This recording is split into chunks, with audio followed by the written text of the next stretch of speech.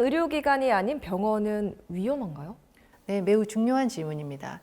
객관적인 기준으로 검증받지 못했다는 뜻입니다.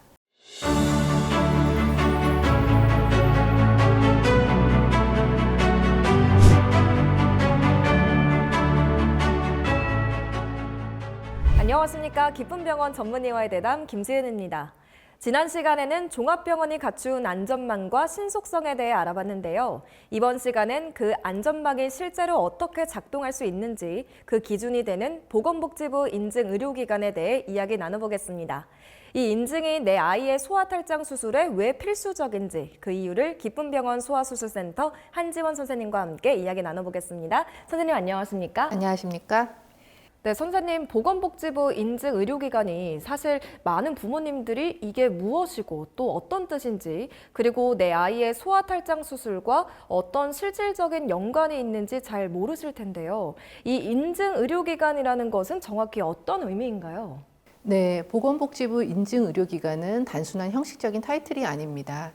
인증받은 의료기관이라는 것은 우선 환자의 안전과 의료질을 보장하기 위한 표준 절차와 기준이 병원 전체에 갖춰져 있고 이 절차와 기준들에 맞춰 모든 직원들이 지속적으로 수행하고 있음이 검증된 의료기관임을 의미합니다.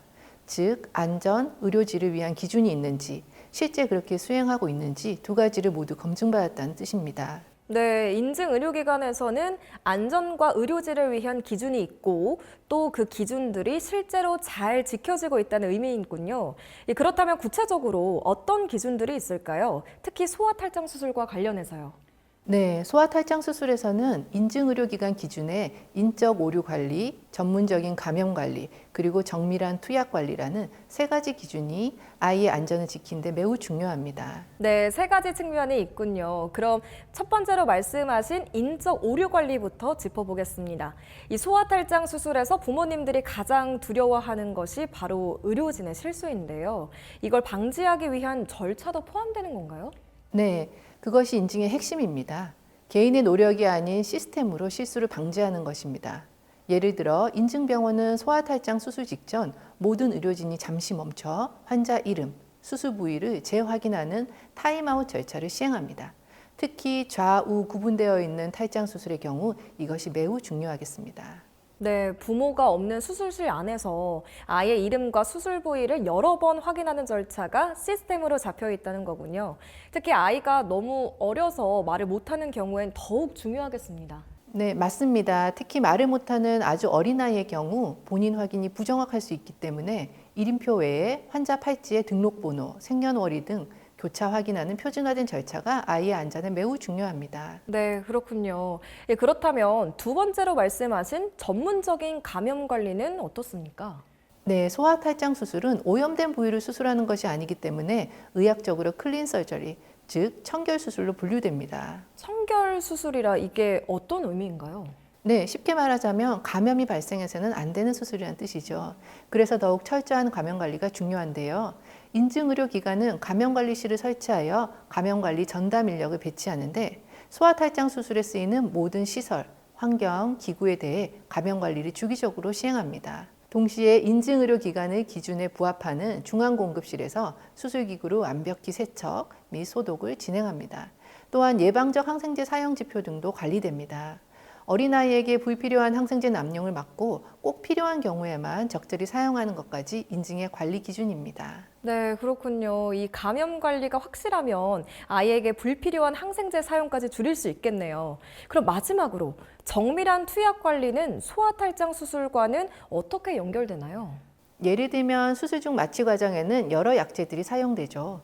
아이들은 체중이 작고 약물 분해능이 성인과 달라 정확한 약물과 용량 투여가 매우 중요합니다. 인증병원은 이름이나 모양이 비슷하거나 고위험 약품의 경우 구분될 수 있도록 분리 보관하고 처방부터 투약까지 2중, 3중의 확인 절차를 거칩니다. 투약 오류의 가능성을 차단하는 것이죠. 부모님이 보지 못하는 곳에서조차 인증의료기관의 기준과 실행은 아이에게 안전한 수술을 보장해 드립니다. 네, 세 가지에 대해 잘 들어봤는데요. 그럼 부모님들께서 궁금해하실 만한 내용들을 모아서 질문 드리겠습니다. 첫 번째로 인증 의료기관을 획득하는 것이 많이 어려운가요? 왜 모든 병원이 인증을 받지 못하는 건가요? 네, 쉽지 않습니다. 인증 기준이 매우 까다롭고 엄격합니다.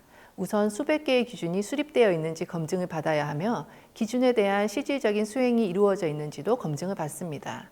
많은 인적, 물적인 자원이 필요한 것이죠. 또한 인증의료기관을 유지하기 위해서는 한 번의 검증으로 끝나는 것이 아니라 2년에 한 번 주기적인 검증을 통과하고 4년에 한 번 재인증을 받아야 그 자격이 유지되므로 매우 높은 수준의 의료의 질이 요구됩니다. 네, 그럼 다음 질문 드리겠습니다. 인증 의료기관이 아닌 병원은 위험한가요? 네, 매우 중요한 질문입니다. 위험하다고 단정할 수는 없지만 객관적인 기준으로 검증받지 못했다는 뜻입니다.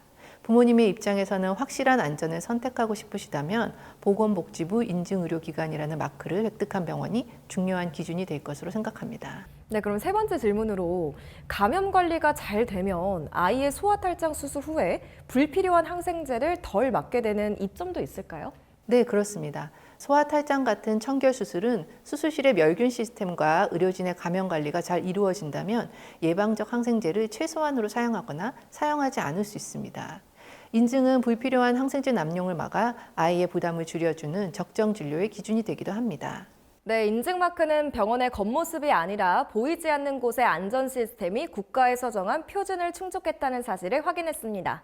아이의 안전을 위해 보건복지부 인증마크를 꼭 확인하시기 바랍니다. 오늘도 귀한 시간 내주신 한지원 선생님 감사합니다. 네, 감사합니다. 다음 시간에는 외과 전문 병원이라는 압도적인 수술 경험이 아이의 재발률을 어떻게 낮추는지 알아보겠습니다. 지금까지 전문의와의 대담이었습니다. 시청해주신 여러분 고맙습니다.